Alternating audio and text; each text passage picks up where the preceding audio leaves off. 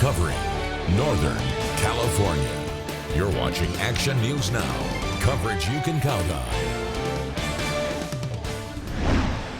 Go for it. 5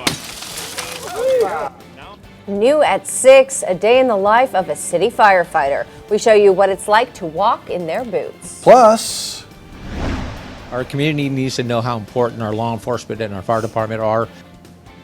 honoring those who jumped into action, how brave heroes are being recognized for stopping a plot to attack a school in Cottonwood. But first, new details in the effort to keep a Glen County's only emergency room up and running. Glen Medical Center's emergency room is at risk of closing. And this is because the Centers for Medicare and Medicaid Services, or CMS, revoked Glen Medical's critical access designation. And this provides funding for the center. We're told that without that financial help, the ER would not be able to afford to operate. The Glen Medical Center ER has served Glen County for 24 years. The chief administrative officer says CMS notified the center that it no longer meets the geographic distance requirement for designation as a critical access hospital. The determination was made based on the proximity to Colusa Medical Center, which is 35 miles from the Glen facility. When we have bad weather, when we have agricultural equipment, when we have loss of communications, we are really isolated here in Willows, and to lose our services, especially in our ER, would be catastrophic for the community. Now, she says if the Glen ER closes, patients will have to go to either Enloe in Chico or Colusa Medical Center. She also says if the ER closes, they could still offer outpatient treatment. The medical center is sending letters to the Centers for Medicare and Medicaid Services, as well as representatives like Congressman Doug LaMalfa and Senator Alex Padilla to help save the center. New details in the Oroville dog attack. Oroville PD says as of yesterday, the woman was stable and receiving care at an area medical center. And we told you last Thursday when police rushed to the scene along Burlington Avenue. Assistant Chief Jess Darnell told me that 2 dogs are now detained, but it is unknown if both dogs were involved in the attack. The Oroville Police Department is actively investigating the situation and encourages anybody with information to please come forward. New details, a federal hiring freeze is part of the reason recreation areas near Black Butte Lake are closed. We told you last week that the Buckhorn, Eagle Pass, and Orland Butte recreation areas were set to close this week because of staffing shortages. Today, the U.S. Army Corps of Engineers told us that multiple park rangers left, and a federal hiring freeze is hindering its ability to find replacements. The recreation areas are closed right now, and all reservations will be fully refunded. We are on fire watch. Police are now looking for a person of interest in connection with the spring fire that burned overnight near the city of Mount Shasta. The Mount Shasta Police Department describes him as a white man, last seen in the area of Mount Shasta City Park with a slender build, short, dark curly hair, and a scruffy beard. They say he was wearing only gray sweatpants with no shirt or shoes. If you see him, you're asked not to approach him, but to call police immediately. Now, that fire is 30% contained, with one zone in Mount Shasta under an evacuation warning tonight, and hundreds of structures still threatened. It burned 12 acres in the Spring Hill area on the northern edge of Mount Shasta City. Firefighters do say that they've stopped it from spreading. Now, an earlier look over parts of Redding on the right side of the screen there. We see just another beautiful day there in the North State, but again, I think we were pushing 90 degrees today. Yeah, Chief Meteorologist Howie Gordon is tracking conditions for us on this Tuesday evening. Howie, are we warming up right now? Yeah, we're hotter than yesterday when those fires started, but our winds have come down, so that's better and safer for the environment. Remember, all variables can play a huge part, but when those winds get out of control, it makes it very difficult to control and contain the fire for anyone who's out there that is trying to combat it. So instead of 40-mile-per-hour gusts, winds have gone to the calm side, to the very light side, and that is good news for our fire control and safety. Yes, temperatures starting to heat up again, and what does that mean overall with the sun and the heat? Quicker evaporation process means all those fuels will cure and continue to dry and become more dangerous and more flammable. And humidity levels, as we've heated up, those have dropped as well. So we are starting to see a few of the variables go down, but again, the winds have subsided, and that is good news for our fire safety at the moment. All right, thanks, Howie. Tehama County first responders are being recognized for their response to an alleged school shooting plot earlier this month. Both the Tehama County Sheriff's Office and a gamer from Tennessee who reported the threat are being awarded the National Award of Heroism by the Uvalde Foundation. The Uvalde Foundation is a nonprofit organization started by a former Columbine first responder after the 2022 Uvalde, Texas shooting. Action News Now spoke with Rob Burrows, the supervisor for Tehama County's District 1, where the Evergreen School is located. Burrows said he's extremely grateful for everyone's effort and that they are all true heroes. We want to say thank you to this young boy who, at a point in his life where he could have just said, I don't want to deal with it, and walked away. He said in his mind that there was something wrong, and he went ahead and he called and docked, and they made a difference. He called out here, and because of his call, his opportunity to make a difference, lives were saved. Burrows also told Action News Now that the Tehama County Sheriff's Office is potentially planning something to honor that gamer.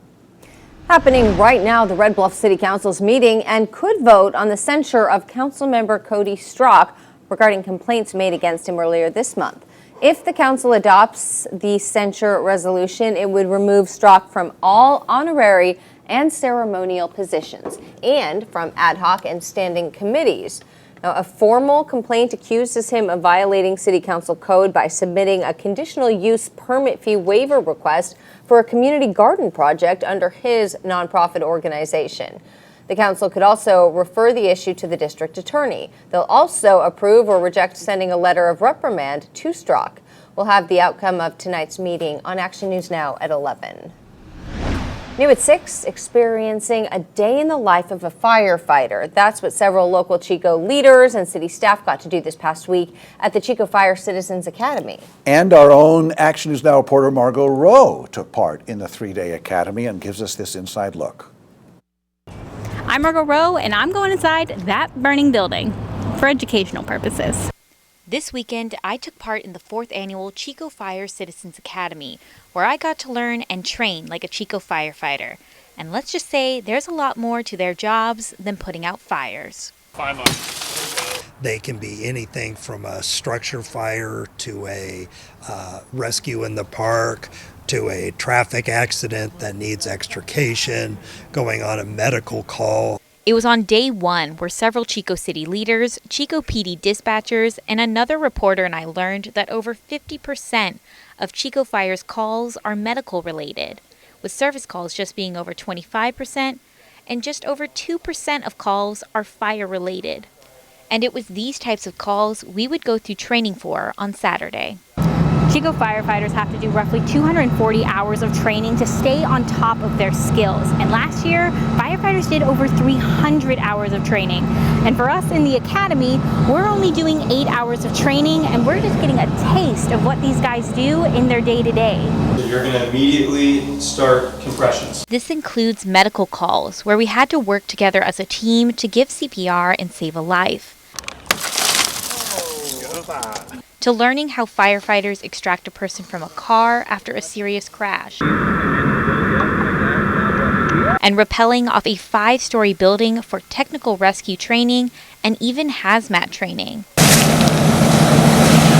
And wearing the fire gear known as turnouts wasn't just for show, as we did have to do a few fire-related training exercises, like running a fire hose, rescuing someone from a fire, and even sitting in on a live burn. I'd like to get the ball back now. I don't know if we're going to get it. The live burn was to show fire behavior in a condensed space, and despite everyone in the academy coming in with different levels of knowledge and experience, there was something new to learn for everyone. Everything from basic operations of the fire department to things that I didn't even really think the fire department dealt with, like breaking open vehicles to extract people to save their lives. That was really interesting. We got to use the jaws of life and learn how that works. That was cool. I learned that firefighters are in great shape. I was really exhausted doing certain things. There's no visibility when you go in and there's a fire, but you're really relying on your training and then your your teammates to kind of maneuver around a burning building. But I wanted to understand the fire side a little better. Even though I had a pretty good understanding, I did not have a full understanding of all that they do. And this academy really, as you know, has opened our eyes up as far as the variety of activities, of functions, of responsibilities our fire department has. It's very, very comprehensive and impressive. And as for me, I learned that the title firefighter is an understatement. These guys don't just fight fires, they solve problems, big and small. From rescuing an injured hiker in the park to rescuing a cat from a tree. From saving someone stuck on a flooded road to getting a stuck ring off your finger. At the end of the day, their job isn't done until your problem is solved. Reporting in Chico, I'm Margot Rowe for Action News Now. Wow, I'm glad you did that, Margaret. By the way, Mike O'Brien looks like he's right out of Central Casting. Right. So, Margot, was there anything that surprised you about the department and how it operates? Well, like, I follow along with them and breaking news and all of that, but I think what was my big takeaway was from day one, where I learned all the ins and outs of the department, but all that action they're doing, they're all doing that training and responses, short-staffed. Yeah. Like Chief Standridge explained to me that they only have 17 firefighters at each of their station, and the peak staffing was 22 firefighters. And they're working their way back up. Standridge says that they're hoping to secure a new engine with the city budget and hopefully hire more people on, but even the application process is really rigorous. Like, they truly want and they have the best of the best there. Yeah. It's important. Great people, yeah. That was Keeping us great. Thanks safe. for that report, Margaret. Yeah, thanks for taking that on for us, Margot. That's awesome. Had a blast. So. Well, a temporary pay bump for some local jurors has fallen back down to baseline. You're already missing out on work and having to inconvenience yourself to try to, help out. We show you why your civic duty may once again cost you when we come back.